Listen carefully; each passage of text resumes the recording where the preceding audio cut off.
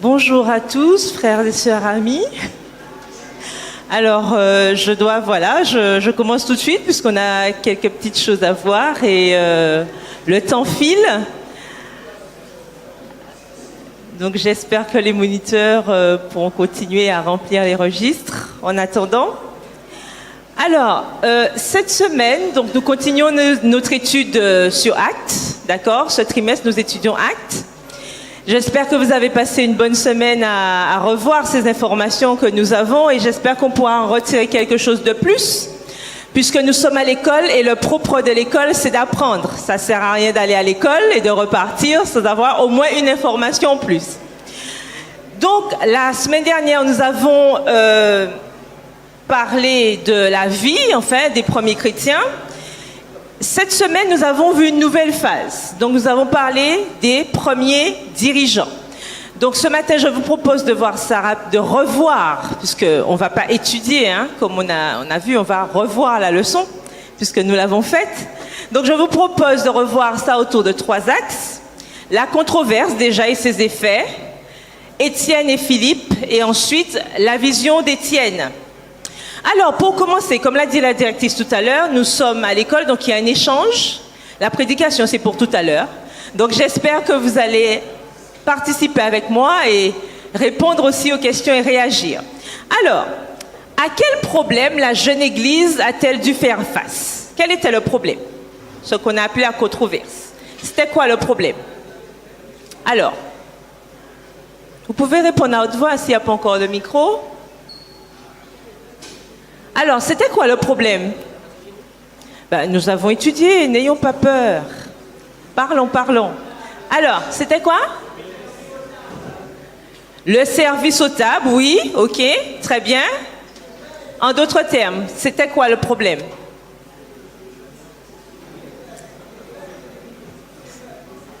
La directrice en a parlé tout à l'heure. Alors? Comment? Personne ne sait, je vois un tas de visages qui meurent. Ah, d'accord. Les veuves n'étaient pas, on ne s'occupait pas des veuves. Voilà. Alors, ils étaient délaissés. Voilà, les veuves étaient délaissées. Mais en particulier, vous savez que comme l'Église a commencé, bien sûr, il y a eu ce problème entre les Juifs et les Hellénistes. Les Hellénistes, en gros, c'est quoi? C'est quelle nationalité? Grecque, tout à fait. Donc, les Grecs ont commencé à se plaindre que les femmes des Hébreux, enfin, les veuves étaient mieux servies que les veuves grecques. D'accord? Donc, ça a commencé à être le premier problème de l'Église. Alors, ils se plaignaient que ces femmes n'avaient pas suffisamment de denrées alimentaires, tout simplement, puisque vous savez que les veuves à l'époque, ce sont les communautés qui s'en occupaient. Alors, est-ce que vous avez remarqué l'attitude des apôtres? Quand on est venu rapporter ça aux apôtres, qu'est-ce qu'ils ont fait? Qu'est-ce qu'ils ont fait?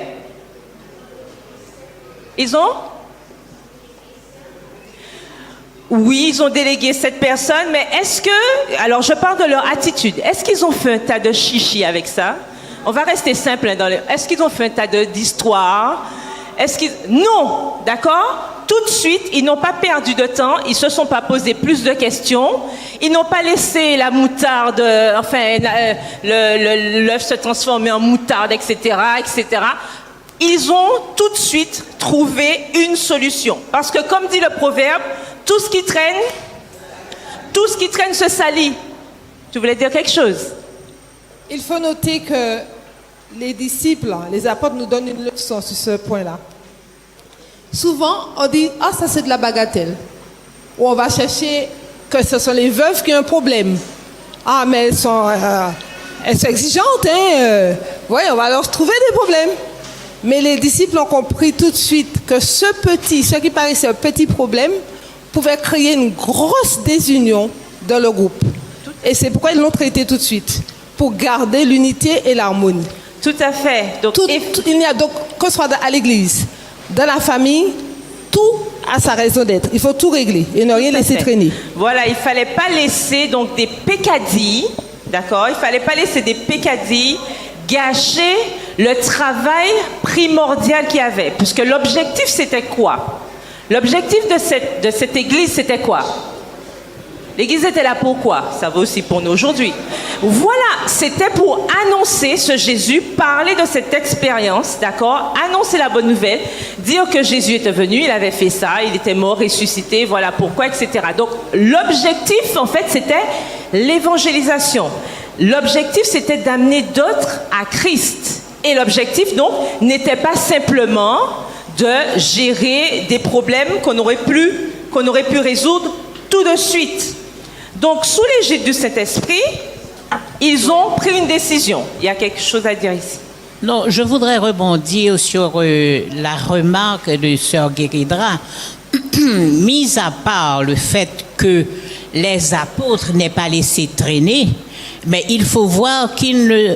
C'est pas parce qu'ils sont apôtres venant de Dieu, enfin, nommés par Dieu, qu'ils sont censés tout connaître et pouvoir tout faire. Il n'y a qu'eux qui sachent bien faire. Donc, ils avaient l'oreille assez attentive aux remarques qui pouvaient leur être faites. Tout à fait, c'est un point important. Donc, se rappeler qu'on n'a pas la science infuse. Ils ont donc fait confiance aux membres d'Église et tout à l'heure, on va voir jusqu'où cette confiance a été. Donc, nous pouvons ramener ça à nous aujourd'hui. Est-ce qu'à l'Église, nous faisons la même chose? Laissons-nous les choses se dégrader ou les tuons-nous dans l'œuf? Bien entendu, c'est vrai, dans les 10 commandements, c'est marqué tu ne tueras point. Mais la question n'est pas concernant les problèmes qui peuvent venir gangréner l'Église au point que la mission soit mise à mal. L'Église n'avance pas quand elle est minée par des soucis d'ordre pratique et des conflits connus ou en sourdine. Quand on laisse les choses aller, au fur et à mesure, à un point, l'Église perd sa mission de vue. L'Église n'a plus de raison d'être, d'accord? Si notre objectif principal, c'est uniquement de cacher des choses ou de ne pas régler nos problèmes. Ce n'est pas ça notre objectif, puisque notre mission à terme est de prêcher. Donc, si nous voulons prêcher, nous devons tout de suite résoudre les problèmes qui peuvent nous empêcher d'aller dans ce sens. Donc, c'est à nous de savoir, chacun, quel type d'église Dieu attend. Quel type d'église Dieu voudrait avoir par rapport à cet exemple, ce premier exemple que la première église nous a donné. Alors, quelle décision a été prise? Donc, elle a déjà répondu tout à l'heure. On a décidé de nommer 7 personnes. Alors, leurs noms sont... Alors...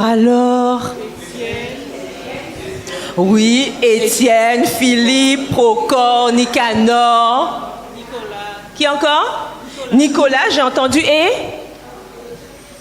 Timon. Et Timon. Alors, parmi ces 7-là, d'accord, donc oui, ils ont tous des noms grecs, etc. Mais il y a quelqu'un de particulier. Qu'est-ce qu'on sait de Nicolas? Bon, Étienne, on va en parler tout à l'heure. Qu'est-ce qu'on sait de Nicolas? Que nous précise la Bible sur Nicolas? À côté du nom de Nicolas, il y a quelque chose qu'il n'y a pas pour les autres. Un pro? Voilà, prosélyte. Ça veut dire quoi, prosélyte? Alors, ben oui, c'est bien beau, on lit le truc, mais c'est quoi un prosélyte? C'est quoi un prosélyte? C'est facile, hein? C'est quoi un prosélyte? Hein? Il a été converti, mais surtout, c'est un nouveau converti, un néophyte. Un prosélyte, c'est un nouveau converti. Ça veut dire qu'il venait de faire alliance, d'accord, avec Christ. Prosélyte veut dire tout simplement nouveau converti. Donc, nous voyons que le service à l'Église ne dépend pas, ne dépend pas forcément de nos années de baptême. Est-ce qu'on est d'accord? Souvent on dit oui, c'est un jeune, etc. Ou bien il vient de se faire baptiser. Ce n'est pas ça. L'objectif, c'est pas de savoir si la personne a passé 1 an, 20 ans, 30 ans, etc. Nicolas était un néophyte et pourtant il a été mis à part par l'Assemblée. Ce ne sont pas nos années d'intégration qui font de nous des serviteurs efficaces dans l'Église. ni efficaces dans nos différentes fonctions, mais plutôt notre caractère dirigé par le Saint-Esprit et aussi notre témoignage. Bien qu'il était nouveau, il avait déjà marqué les esprits. Les gens avaient déjà vu en Nicolas quelqu'un qui aurait pu accomplir fidèlement la tâche. Donc rappelons-nous de cela lorsque souvent nous avons des petites retenues, des préjugés. Lorsque l'Esprit Saint nous indique que quelqu'un peut accomplir une tâche, n'oublions pas que c'est l'œuvre de Dieu et que l'Esprit Saint dirige toutes choses. Maintenant, quelles sont les qualités nécessaires? Quelles qualités il devait avoir? Les apôtres ont donné, on va dire, 2 consignes. Alors, il devait... Alors, vous savez tout ça, on connaît ces histoires-là. Comment?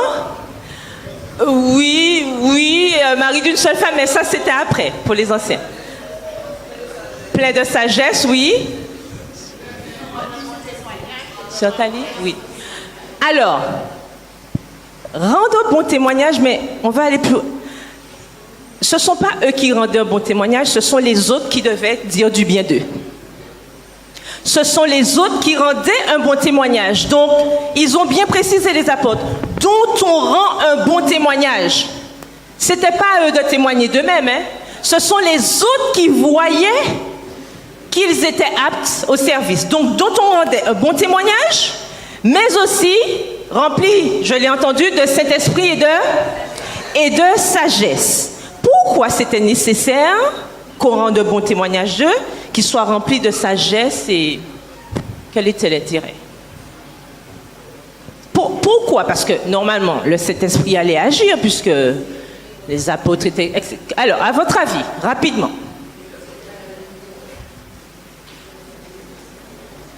Pourquoi ces 2 points-là, particulièrement? C'était surtout en guise de crédibilité, puisque même quand on le voit, par exemple, si je prends l'exemple de livre, on va lire un ouvrage, on aime bien regarder l'auteur pour voir sa crédibilité, donc on verra s'il est connu, sa profession. Si c'est un livre de médecine, on voudra certainement savoir si c'est un docteur et c'est quoi sa spécialité ou autre. Donc c'est en termes de crédibilité. Tout à fait, effectivement. Vous comprenez bien que ces qualités-là étaient nécessaires parce que ce sont des gens, premièrement, qui devaient inspirer confiance. Si on disait du bien d'eux, si on donnait un bon témoignage à leur sujet, ils inspiraient confiance. C'était important, d'accord? Ils devaient faire aussi preuve de lucidité, ok? Il faut être lucide. Et aussi de sang-froid et de tact. Vous vous rappelez pourquoi on les avait nommés au départ? D'accord? C'est parce qu'il y avait eu déjà conflit. Il y avait déjà un petit conflit là, il y avait un petit problème civil là qui se réveillait. Donc s'il manquait en plus de tact, ben, les carottes étaient cuites, on est bien d'accord. Donc il fallait bien qu'ils fassent preuve de lucidité, donc qu'ils fassent bien cette différence, savoir comment réagir et qu'ils gardent leur calme. Il n'est pas question de vociférer, de crier après les gens, vous savez, parce qu'ils étaient en charge de la distribution de denrées. Vous voyez, donc on sait déjà comment ça se passe quand on a foule. Donc il fallait rester calme et il fallait qu'ils puissent agir de manière sensée pour accomplir leur tâche. Donc, je ramène toujours à nous aujourd'hui. Est-ce que vous pensez que ces qualités valent uniquement pour le diaconat? Ben, certainement non. Faire des choix raisonnables et raisonnés devrait aussi régir nos nominations à l'Église, pas vrai? On n'aime pas trop entendre ça, hein? Mais malheureusement, ce n'est pas toujours le cas. Toute désobéissance... Ok, il y a un point que j'aimerais souligner avec les diacres, les 7 diacres. Donc, on parlait de crédibilité, mais ce qu'il faut voir, c'est que le problème en amont, c'était que les veuves des gentils étaient délaissées et tout. Et lorsqu'on regarde la liste, on voit que pour harmoniser cela, qu'il y a des hellénistes et des gentils, principalement au sein des 7 diacres. Qu'est-ce que ça nous dit aujourd'hui concrètement? On peut voir que des fois, certaines églises, je ne sais pas si c'est le cas pour Reb, je ne pense pas, mais des fois, des églises on remarque que il y a des familles dominantes et des fois il y a des membres qui peuvent se plaindre ou dire qu'il y a quelque chose. Donc ça nous prouve que des fois on a des réactions à avoir, on a un comportement à avoir en termes de crédibilité et de répartition harmonieuse au sein de l'Église pour que toutes les voix soient représentées. Tout à fait, Donc, c'est l'un d'équilibre des et de éléments, justice. exactement, c'est l'un des éléments, mais en harmonie avec ce qu'on a dit aussi, le Saint-Esprit, à puisqu'on ne va pas mettre une famille juste pour mettre une famille, mais il faut qu'il y ait également le Saint-Esprit et une crédibilité, un bon témoignage rendu des autres. Tout à fait, voilà. Effectivement. Donc tu apportes encore de l'eau à mon moulin, puisque j'étais en train de dire que toute désobéissance étant toujours punie, lorsque nous n'agissons pas d'après les principes que la Bible nous donne, parce que la Bible, elle est claire, elle n'est pas compliquée. Lorsque nous agissons d'après les principes, on n'a pas de souci. Mais lorsque nous désobéissons, l'Église en pâtit inévitablement. Il faut que nous fassions en sorte que ces leçons ne soient pas vaines et nous aident à mieux gérer au niveau de l'Église. Comme nous le voyons dans cet épisode de nomination, comme disait Harry, les nominations ne sont pas une affaire d'affinité, mais une affaire de compétence pour l'avancée de la mission. Ce sont les capacités et les compétences que nous devons mettre en avant. C'est pas une histoire de j'aime pas, mais oui, il est sympa, c'est pas ça. Donc nous voyons à travers ces nominations que c'est une affaire sérieuse qui doit être réfléchie, d'accord, et les décisions doivent se prendre avec raison. D'accord? Avec raison, puisque l'objectif, n'oublions pas, c'est toujours la mission.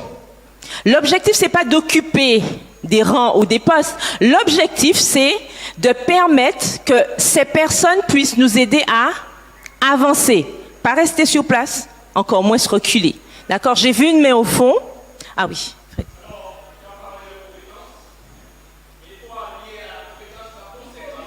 Oui. Oui, c'est bien. Oui, il disait qu'il faut allier à cette compétence la consécration. Mais bien sûr, puisqu'on voit bien que la consécration vient après. D'accord? Si, justement, on en rendait un bon témoignage, ça veut dire que ces personnes étaient déjà consacrées. C'est-à-dire qu'ils montraient déjà leur intérêt pour les affaires de Dieu. Oui, c'est ce que je viens de dire. C'est ce que j'ai dit. Elle disait que la consécration vient avant. C'est ce que je viens de dire, oui. Non, j'ai dit la consécration, c'est-à-dire que publiquement, on va les consacrer après. C'est après la nomination qu'on leur a imposé les mains. Par contre, consécration avant, puisque je viens de dire que si on les a choisis, c'est qu'ils avaient déjà montré. D'accord, c'est le terme qui a peut-être été mal utilisé dans la déclaration.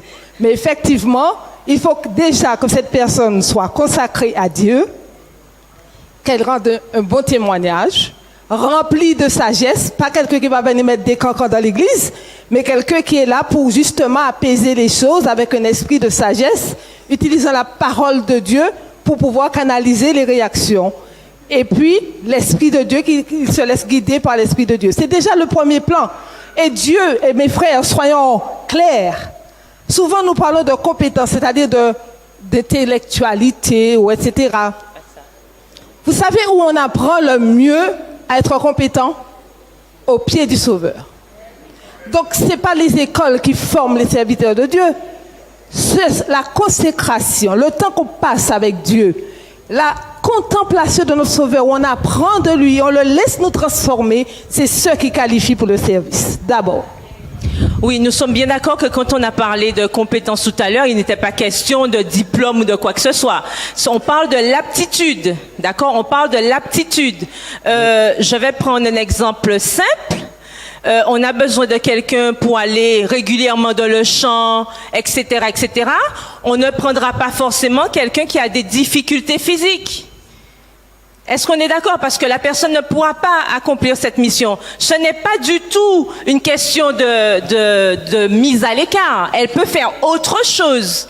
Mais nous devons, c'est pour ça que je parlais de choix raisonnable et raisonné.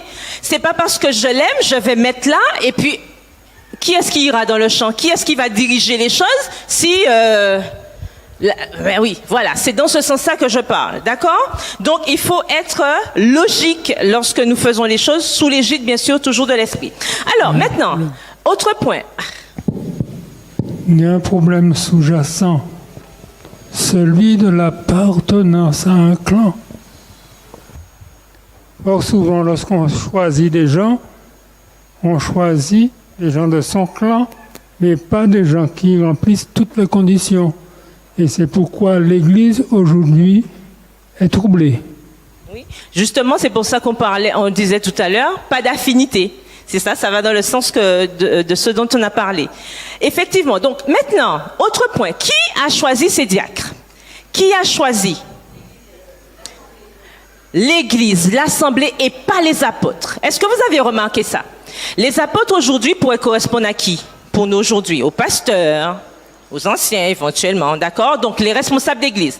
Vous avez remarqué que le principe de délégation existait déjà à l'époque. Alors, les autres parlaient tout à l'heure de personnes qui n'ont pas la science infuse. Ben, c'est le cas ici. Automatiquement, eux, ils ont choisi l'essentiel pour eux. Le plus important pour eux, c'était la Bible nous le dit, hein, dans Actes 6:4. C'était la prière et l'enseignement, donc le ministère de la parole, ce qu'on appelle l'évangélisation. Pour eux, c'était ça le principe. Et parce qu'ils avaient d'autres choses à faire, de beaucoup plus importantes, ils n'avaient pas le temps de s'adonner aux détails, puisque c'était plus important d'annoncer l'évangile et aussi de prier dans ce sens. Donc,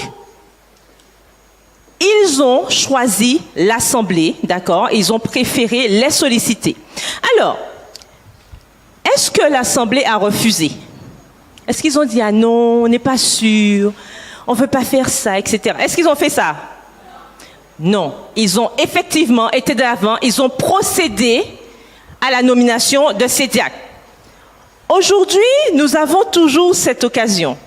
Alors, n'hésitons pas à user de ce doigt. Il faut toujours amener les choses à nous aujourd'hui. Lorsque nous sommes sollicités pour les nominations, évitons de refuser. Beaucoup de membres refusent cette responsabilité qui fait pourtant partie de l'Église et après se plaignent, oui, on voit toujours les mêmes aux commissions de nomination, etc. Mais quand on les choisit, non, je ne peux pas, non. Ben, vous comprenez bien qu'on ne peut pas faire d'omelette sans casser des œufs. Si on ne s'implique pas, on ne peut pas après se plaindre que ce sont toujours les mêmes. Si Dieu a créé ce principe, c'est pour pouvoir faire en sorte que tout le monde participe, qu'il y ait un roulement, qu'il y ait des avis différents et que chacun participe à la vie de l'Église. Sans quoi, il aurait déjà nommé dès le départ et puis ce serait fini. Tous les membres ont leur mot à dire dans la gestion et l'organisation de l'Église. C'est ce qui fait notre force. Et l'épisode des actes pour la nomination des diacres le montre bien. Nous devons être des membres actifs, engagés dans les affaires de l'Église, parce que notre fonction de membre d'Église, en fait, le fait que nous soyons membres d'Église, c'est pas seulement pour venir s'asseoir, constater, éventuellement critiquer un petit peu et ne rien faire. Si on veut changer les choses, il faut s'impliquer. Si on reste loin et qu'on observe, moi je regarde. Bon, un jour tout ça va finir. Jésus revient bientôt. C'est pas ce qu'on nous a donné à faire, hein? Entre-temps, Jésus revient, certes, mais il doit trouver des membres actifs. Mais actifs non seulement à l'extérieur, mais aussi à l'intérieur. Parce que son Église doit rayonner. Et pour que son Église rayonne, il faut que chacun soit impliqué. Alors, rapidement, passons à Étienne. Oh, l'heure passe vite. Passons à Étienne et Philippe. Alors, nous avons parlé des diacres tout à l'heure. Revenons à Étienne et Philippe. Alors, Étienne, que nous dit la parole de Dieu sur Étienne? Il était comment? Je te donne la parole. Un homme plein. Lui aussi, il y a eu un petit détail le concernant, d'accord? Un homme plein de foi et d'Esprit Saint. Tu voulais dire, frère Lezo? Oui.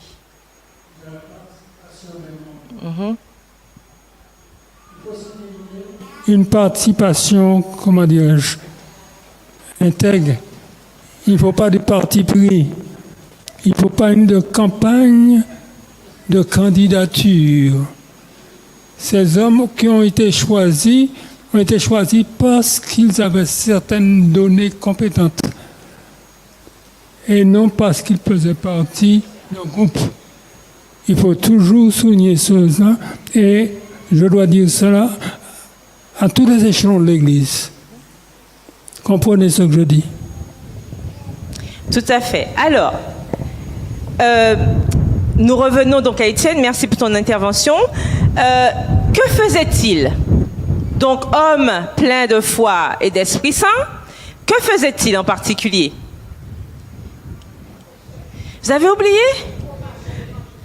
Oui, lui aussi, il prêchait. Il faisait des miracles. D'accord? Il faisait des miracles et des prodiges. Et ces miracles et ces prodiges, bien sûr, ont interpellé les gens. Il participait à l'évangélisation, tout comme les apôtres. D'accord?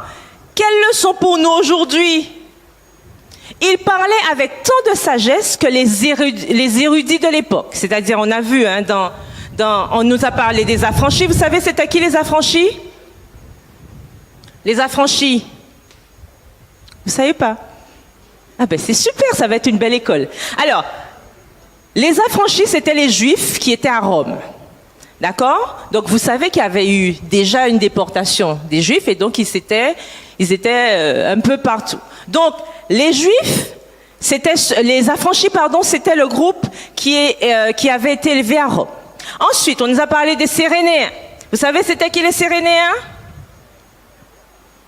C'était ceux qui étaient du côté de l'Asie. D'accord? Et les Alexandrins, non, il ne s'agit pas des vers du poème, non.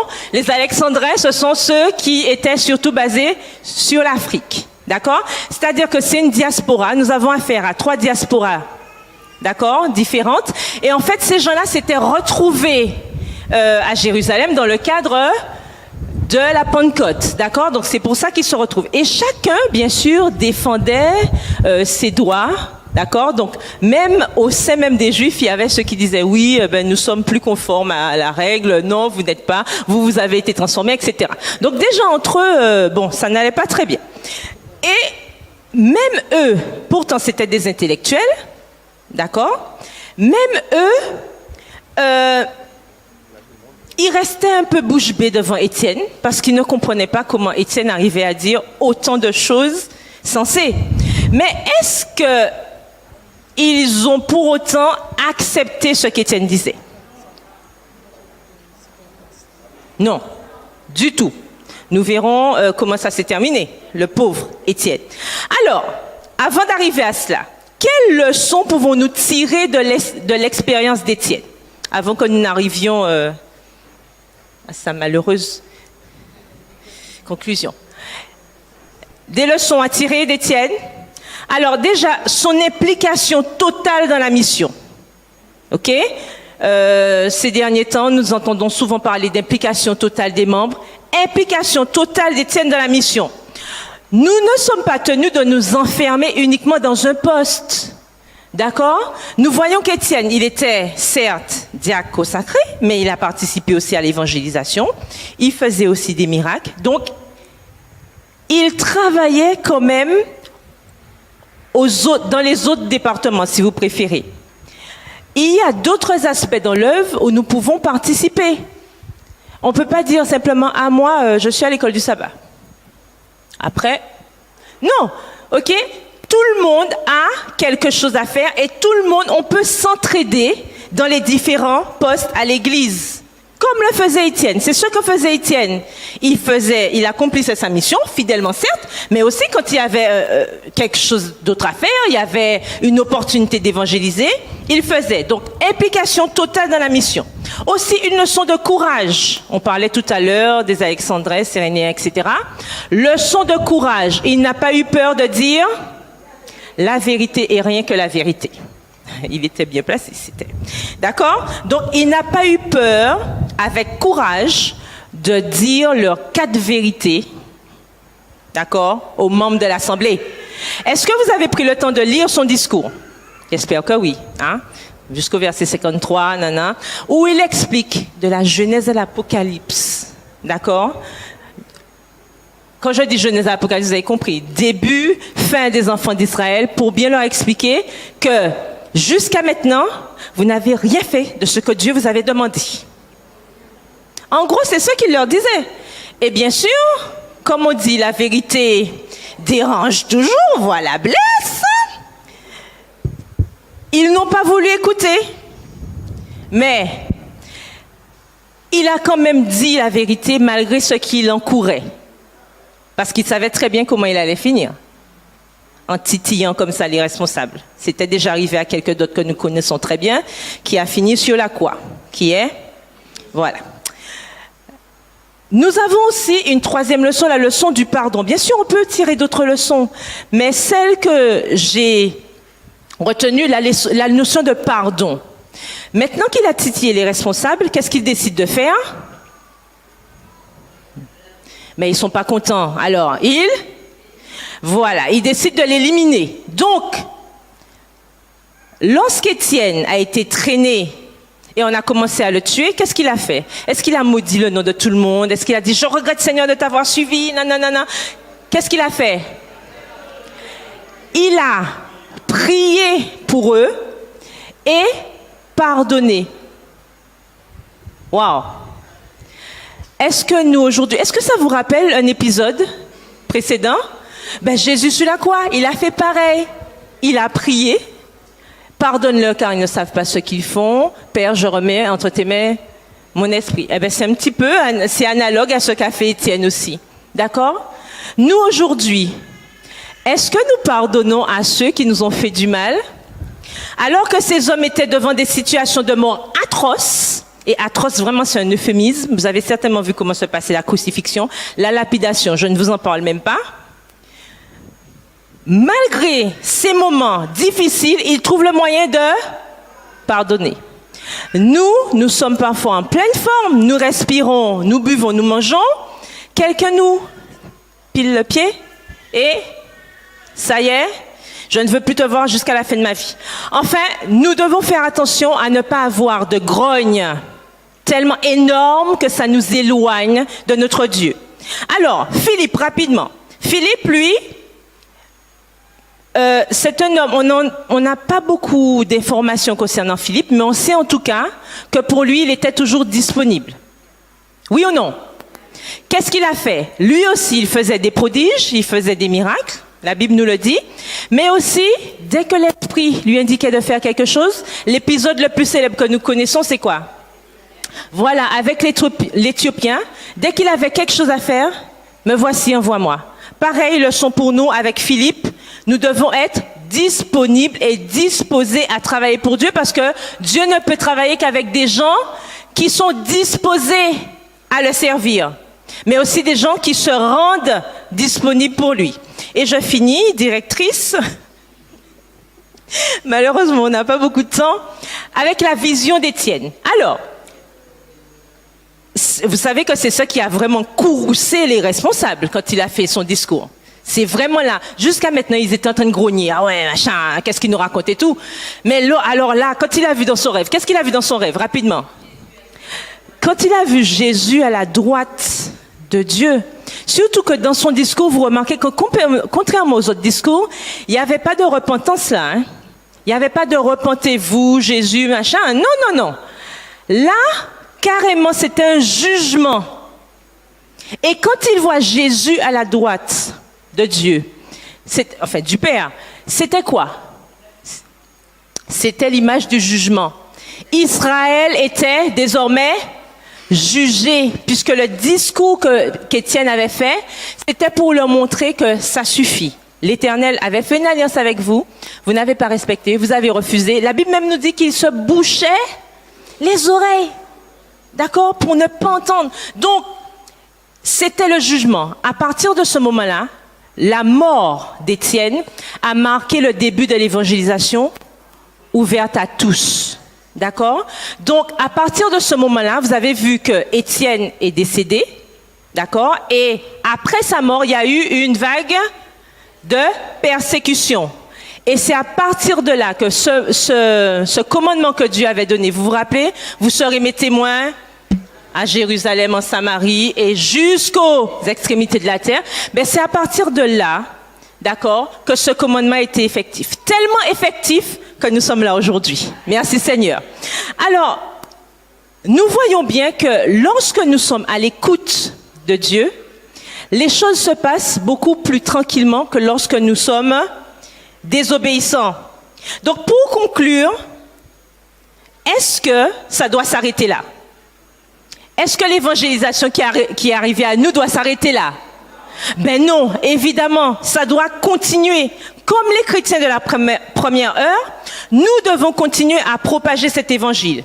Deux choses peuvent nous arrêter, la mort ou le retour de Jésus. Bon, nous espérons tous voir que ce sera le retour de Jésus aussi, parce qu'on aime bien voir ça, hein, n'est-ce pas? Mais enfin, deux choses peuvent nous arrêter. Et pour l'instant, nous sommes vivants, grâce à Dieu, et Jésus n'est pas encore revenu. D'accord? Donc, nous devons continuer à accomplir la tâche fidèlement.